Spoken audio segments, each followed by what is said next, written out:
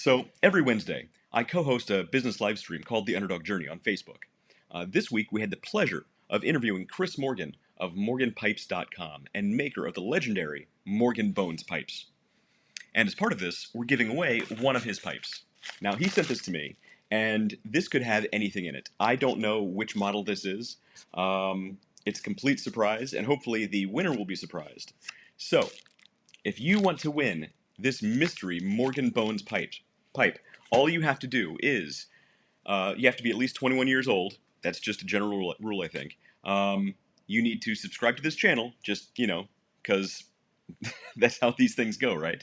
Then you have to check out this video. Check out this interview with Chris Morgan, and tell us what you like best about the Bones pipes. I think they're fantastic. If you don't have one yet, go to morganpipes.com, check them out, look at the different ones that are on there, look at different reviews online, and find out why they're so great. Leave a comment on this video, and you'll be entered to win this Morgan Bones pipe. Now, this video has been edited. This has been highly edited down to keep it short. The original interview was like almost 2 hours long. It was a really long, really, really good interview, but I wanted to try and keep this short. So, so check out this video. If you want to see the full-length interview, look for The Underdog Journey on Facebook. In fact, I'll put a link in the description below, so you can check out the full interview if you like.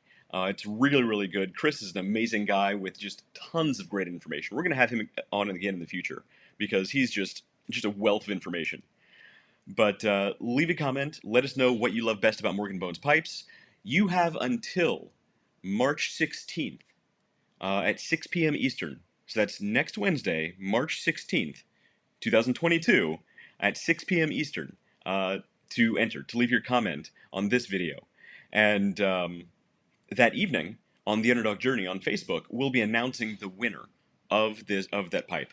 So if you want to find out what's in this package firsthand, watch this video, leave a comment, like the video, subscribe, all the fun stuff. And without further ado, here's Chris Morgan.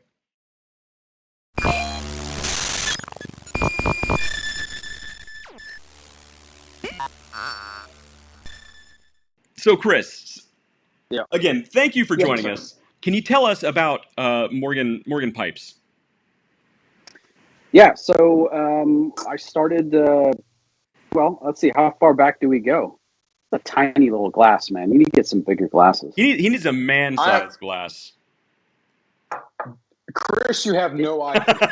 It matches your dainty little room you're in. Yes. Right now. Ouch. Yes. Postmodern. Yeah, I know. See, the thing is, when I eat a cheeseburger, it always looks bigger. So you might think that's just a regular like McDonald's cheeseburger, but no, it's a Big Mac. It is. When I hold it. No, when I hold it, it's the little bite-sized horse divorce. Yeah, never let David pour you a whiskey, because when you ask for 2 fingers of whiskey, he'll fill up a glass like this. He'll fill up a full-size glass. 4 inches. Yeah, exactly. And it's like, oh, okay, you have giant meat hands. Yes. Yes, that is. Go ahead, Chris. My history goes back kind of far. It kind of depends. My grandfather and great-grandfather were pipe smokers. And they had big old collections of really cheap pipes, and they, you know, I mean, we could go into this for hours because there's a whole dynamic change that happened from back then until now. But anyway, I decided in 2006 I needed something to do. I was kind of burnt out from college. I did 2 years going after a marine bio degree, and realized that it just wasn't worth it for where I live. You can't live off that kind of money. So came back and started making pipes. You know, I bought a carve your own kit from Vermont Freehand and started chipping away at it, and sold that one, and then I sold another one, and I sold another 10, and then started accumulating equipment, and here we are. What is it? 16 years later. Wow. Still at it with. I think I have five factory lines made in Italy, which are where the bones are made, and then I have my handmade stuff that I do very sporadically, just because I don't have the time anymore. At what point did you realize this could become like a full-time thing for you and not just a hobby? Like that's a pretty big career change. Good job, yeah. Well, and you'll love this in between because pipe making is such a solo sort of hermit style business. Like you are literally hunkering down doing your work because it's so labor intensive. And you could literally spend the daylight hours working and never see anyone. And it actually makes it really hard to like have like a full on family and a normal life. But I've had other jobs in between just to have fun. Like I worked for a tech company for a bit and headed up their North American sales division for their B2C, and I dealt with all like their supply chains with that. And then I also, oddly enough, worked at Whole Foods. That's a funny story. In between, I got really tired of not seeing anyone. Right. I'll tie this back in. I have a point here, but I went and I worked in the bakery at Whole Foods here locally because I wanted to be around people and like, be able to just bullshit throughout the day instead of like tediously being a cave troll, basically. When did I decide, or how did I decide? I can honestly say I willed it into existence. Nice. For a lot of people, there's coming. I mean, maybe if there's something I can add to the business aspect of this, a lot of people see a wall, or a ceiling in their business, and they're like, "Well, it's not enough money. I'm exhausted, whatever," instead of manipulating the situation to suit them. And that's why you see at the upper levels of executive business, a lot of moving around, a lot of shuffling from place to place. Hey, this position doesn't fit. I'm going to go over to this division. I'm going to head up that division.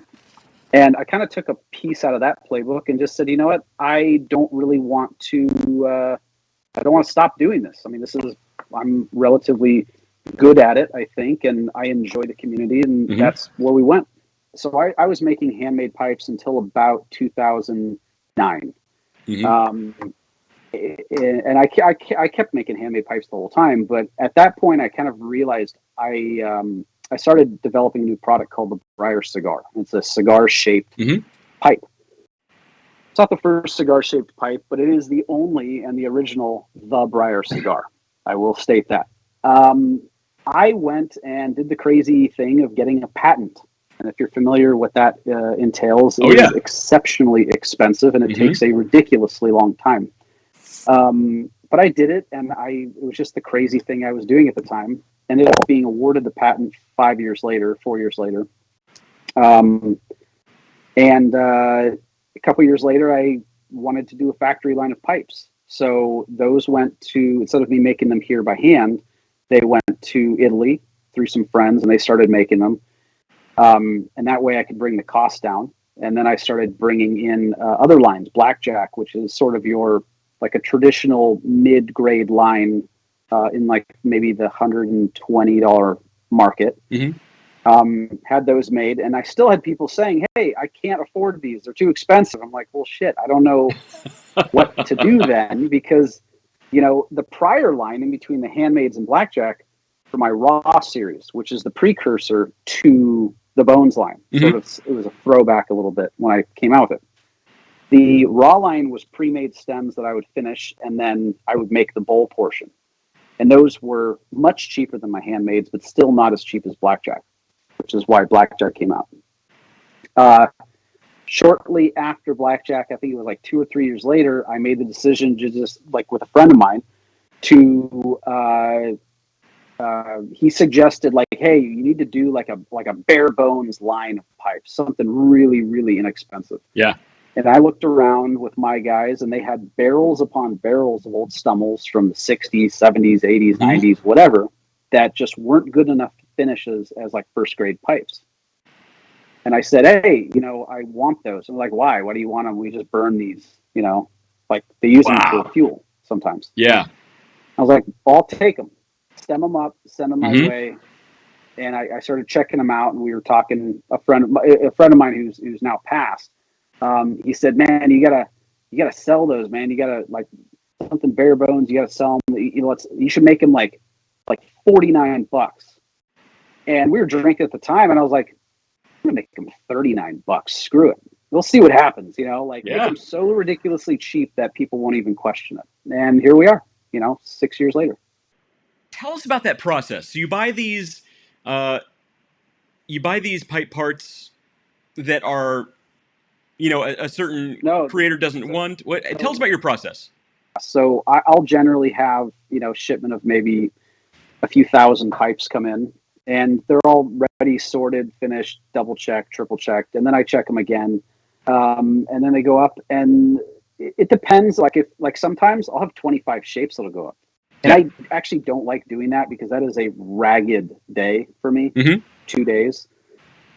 People bitch about inventory taking, like, we got to do inventory. And that's nothing like this. This is like next level. Because if you have this shape and it has a taper stem on one of them and it has a saddle stem on the other, that's two SKUs now. Mm-hmm. Now, if that pipe is in Briar and also Arbutus, that's 4 SKUs. Okay, that makes sense. Spots on the rack that it has to go into, and it's psychotic. Like you'd have to see sort of a flow chart of how my brain dances around with those problems because it's weird. But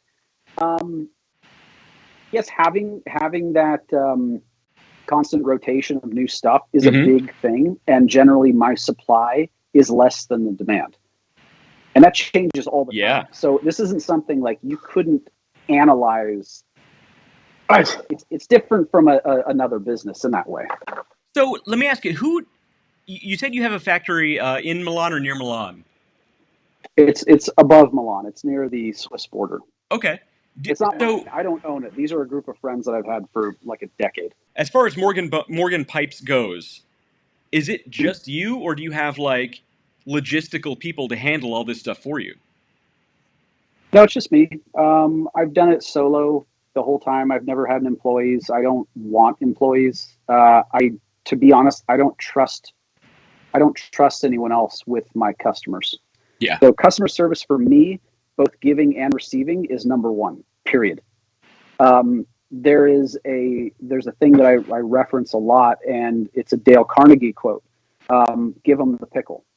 Always give them the pickle. Always give them the pickle. And always. Like I just had the issue with this most recent drop. I had maybe 5 guys, and we're talking a lot of pipes went out. We had 5 guys, separate instances, that had really minor issues with their pipes, but they were like, I just, can I send it back? I'm like, you know what? Boom, you're refunded. Yeah. Keep the pipe.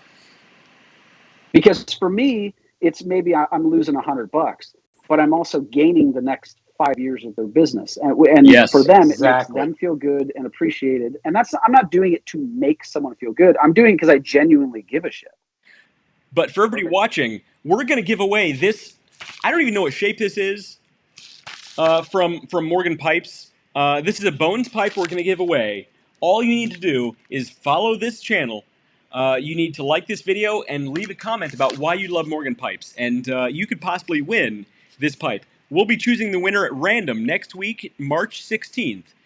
You have until the 6 p.m. Eastern on March 16th. And that evening, we'll be revealing the winner of this pipe. I'll send it out to you. I have no idea what's in here. It could be anything. He could have stuck old pipe cleaners in here. I have no idea. We'll see. Don't remember.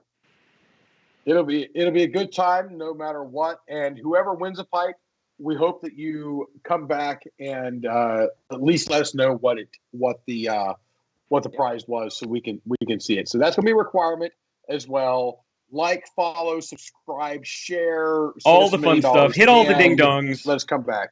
We'll make it happen. So, Chris, thank you, and we'll talk to you soon, man. Thank you. Yeah, absolutely, bud. Have a good one. And with that, we are out. Bye, guys.